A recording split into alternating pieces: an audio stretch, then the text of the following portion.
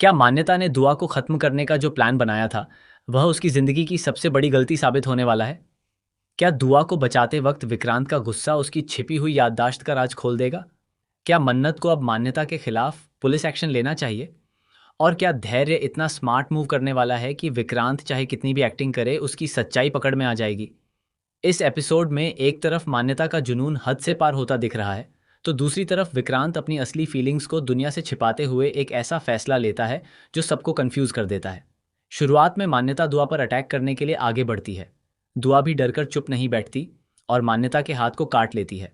इस मौके का फायदा उठाकर दुआ वहां से भाग जाती है।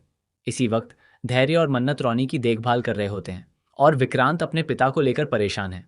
विक्रांत को अफसोस होता है कि वह अपने पिता की मदद नहीं कर पा रहा है, लेकिन उसे यह भी पता है कि अगर उसने अपनी फीलिंग्स दिखा दी तो सब कुछ खत्म हो सकता है। इसीलिए वह खुद को नॉर्मल दिखाने की कोशिश करता है, लेकिन तभी उसे पता चलता है कि दुआ गायब है। विक्रांत तुरंत उसकी तलाश शुरू करता है।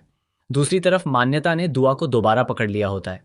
मान्यता की आंखों में गुस्सा होता है और वह दुआ से कहती है कि आज वह उसे किसी भी कीमत पर खत्म कर देगी। उसके दिमाग में सिर्फ इतना होता है कि दुआ उसके और अभिमन्यु के बीच सबसे बड़ी प्रॉब्लम है, इसलिए वह दुआ को हमेशा के लिए रास्ते से हटाना चाहती है। मान्यता दुआ को ओवन की तरफ ले जाती है और उसे अंदर पुश करने की कोशिश करती है। अब दुआ अपनी जान बचाने के लिए प्लेट्स गिरा देती है। आवाज सुनकर सभी लोग किचन की तरफ दौड़कर चले जाते हैं। वहां विक्रांत भी पहुंचता है और देखता है कि मान्यता दुआ को ओवन की तरफ पुश कर रही है। विक्रांत एकदम से दुआ को खींच लेता है और उसे अपनी बाहों में उठा लेता है। इस मोमेंट में उसके चेहरे पर एक अलग ही डर दिखाई देता है, जैसे वह दुआ को किसी भी कीमत पर खोना नहीं चाहता हो। मान्यता का गुस्सा फिर फूट पड़ता है और वह विक्रांत से सवाल करती है कि उसने उसके साथ ऐसा क्यों किया और दुआ के लिए उसके खिलाफ कैसे खड़ा हो गया। मान्यता खुद एडमिट करती है कि वह दुआ को मारना चाहती थी। बस इसी बात पर विक्रांत का सब्र टूट जाता है और वह मान्यता को जोरदार थप्पड़ मार देता है। विक्रांत उससे पूछता है कि उसकी हिम्मत कैसे हुई दुआ को छूने की। मान्यता का दिल टूट जाता है। वह शौक में पूछती है कि अभिमन्यु ने दुआ के लिए उसे थप्पड़ कैसे मार दिया। मगर यहीं धैर्य के दिमाग में एक डेंजरस डाउट पैदा हो जाता है। उसे लगता है कि शायद विक्रांत की याददाश्त वापस आ चुकी है और वह सब कुछ याद कर रहा है। रॉनी भी विक्रांत को टेस्ट करने की कोशिश करता है, मगर विक्रांत अपना चेहरा बिल्कुल नॉर्मल रखता है और ऐसा प्रिटेंड करता है जैसे उसे कुछ याद ही नहीं है। वह बस इतना कहता है कि उसने मान्यता को सिर्फ इसलिए थप्पड़ मारा क्योंकि वह बहुत इमोशनल हो गई थी। वह यह भी कहता है कि उसकी परवाह सिर्फ मान्यता के लिए है। लेकिन व्यूअर्स जानते हैं कि विक्रांत के दिल में दुआ और मन्नत के लिए क्या फीलिंग्स हैं।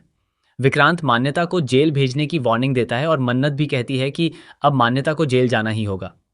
रॉनी को भी अपनी पुरानी गलती याद आती है, जब जब उसने मान्यता को मन्नत को मारने की कोशिश करने के बाद भी माफ कर दिया था। रॉनी कहता है कि अब वह यह गलती दोबारा नहीं करेगा और मन्नत से पुलिस बुलाने के लिए कहता है। अब विक्रांत दिल से जरूर चाहता है कि मान्यता जेल जाए, लेकिन वह अभिमन्यु की तरह प्रिटेंड भी कर रहा है। इसीलिए वह मन्नत को कन्विंस करने की कोशिश करता है कि बस एक बार मान्यता को छोड़ दिया जाए, इसके बाद वह खुद उसे संभाल लेगा। वहीं वह अंकित को भी फोन कर देता है कि मान्यता को जल्दी यहां से लेकर जाओ। विक्रांत जानता है कि अगर मान्यता यहीं रही तो वह दोबारा किसी को भी हर्ट कर सकती है और उसका सीक्रेट भी डेंजर में आ सकता है। अब धैर्य भी बच्चों को घर भेजने के लिए कहता है। वह मन्नत को सजेस्ट करता है कि वह विक्रांत के पास रहे, क्योंकि मान्यता कभी भी विक्रांत पर अटैक कर सकती है।